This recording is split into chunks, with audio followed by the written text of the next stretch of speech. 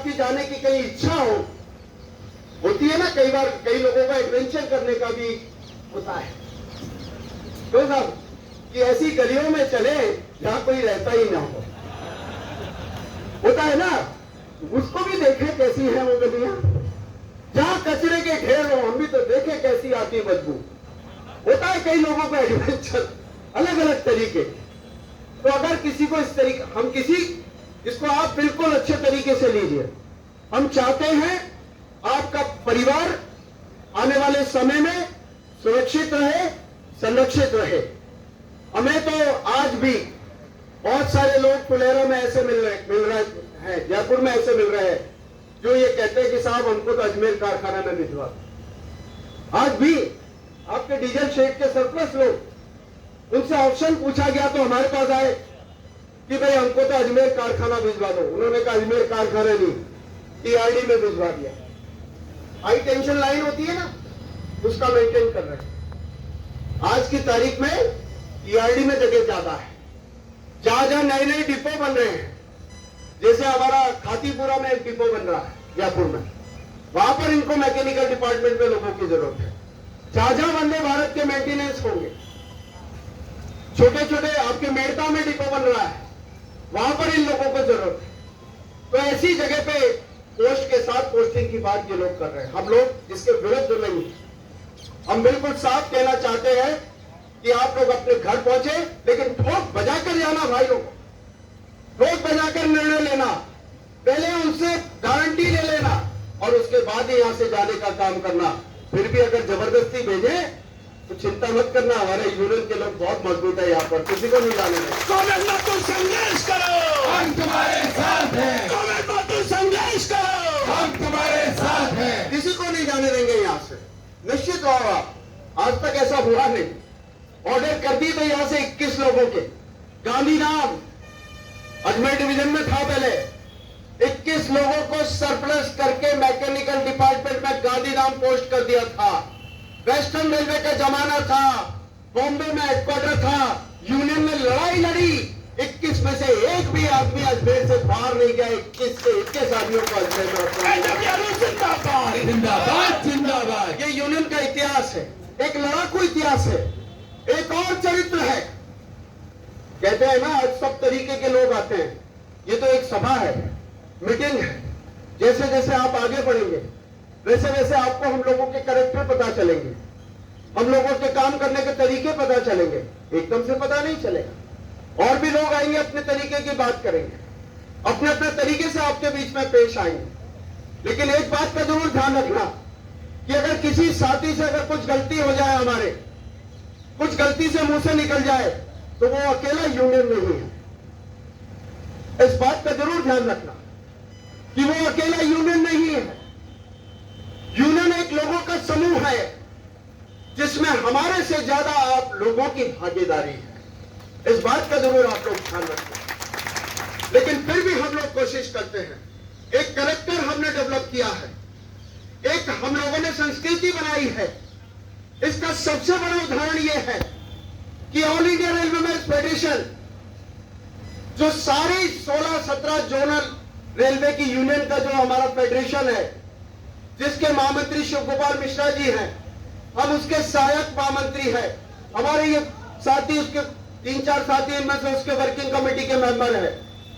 1924 में जब देश आजाद भी नहीं हुआ था, देश में भारतीय रेल पर कोई संगठन नहीं था, उस समय ऑल इंडिया रेलवेमेंस फेडरेशन की स्थापना हुई थी। 2023-24 अप्रैल को हमें 99 साल हो गए। कितने साल हो गए? जिंदाबाद जिंदाबाद जिंदाबाद। हम 100वें वर्ष में प्रवेश कर गए। मैं बात कर रहा हूं संस्कृति की, चरित्र की।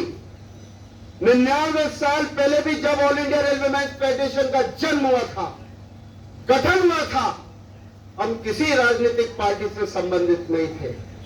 और 99 वर्ष में बहुत उतार चढ़ाव आए, हमें बहुत यातनाएं दी गई, हमारे बहुत लोग नौकरी से निकाले गए, बहुत लोग सस्पेंड हुए, कई हड़तालें हमने की।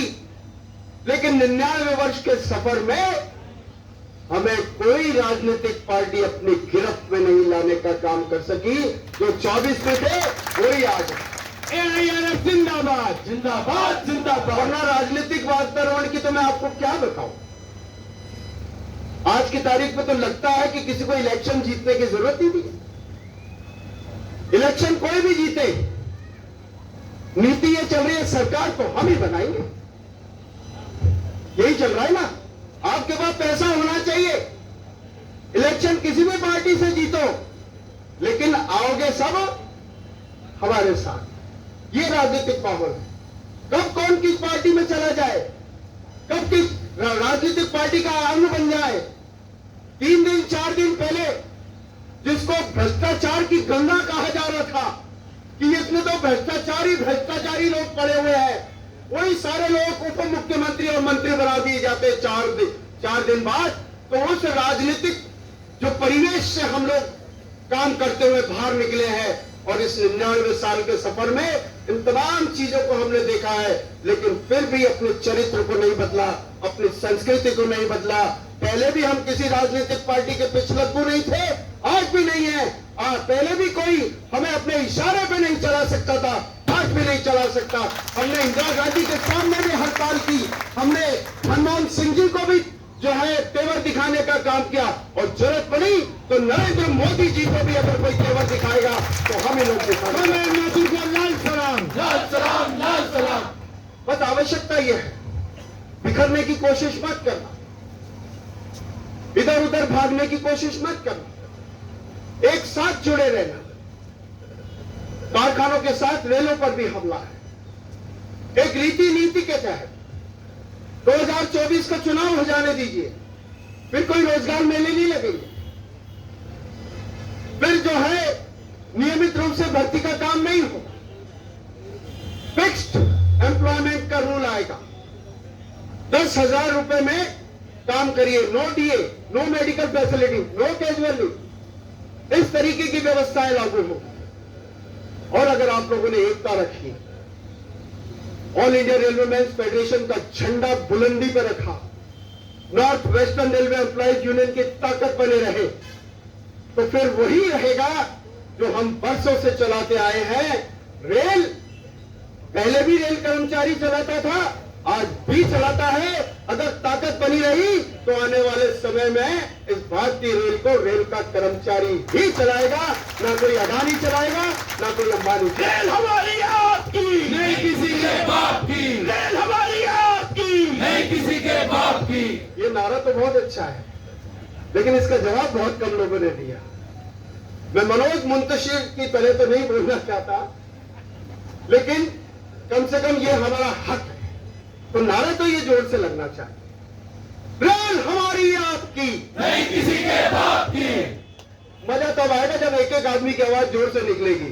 फट जाए तम्बू फटते तो कोई दिक्कत नहीं, आवाज जोर से निकलनी। गजानन को चिंता नहीं है ना, कोई दिक्कत नहीं, ठीक है ना। पैसे की कमी पड़ेगी, यही साथी लोग इकट्ठा करके देंगे ना। रेल हमारी आपकी, नहीं किसी के बाप की, रेल हमारी आपकी, नहीं किसी के बाप की, रेल हमारी आपकी, नहीं किसी के बाप की। तो साथियों, हमें यही समझकर इस रेल में काम करना है कि यहाँ का छोटी से छोटी चीज हमारी है, हर चीज पे हमारा अधिकार है। यहाँ की सारी बिल्डिंग हमारी है, यहाँ की सारी मशीनें हमारी है, यहाँ का सारा काम हमारा है। जो भी इसको हथियाने की कोशिश करेगा तो ये समझिए कि हमारे ऊपर सिकंदर ने आक्रमण किया है, हमारे ऊपर अफगानों ने आक्रमण किया है, और जिस तरीके से उनसे निपटना चाहिए उस तरीके से निपटने के लिए आप लोगों को तैयार है। समय काफी हो गया है, समय समय पर आप लोगों से मिलने का मौका मिलता रहेगा। एक दो वचन आपसे लेके जाना चाहता हूं कि हम लोग जिस शिद्दत के साथ इस यूनियन को चलाते हैं,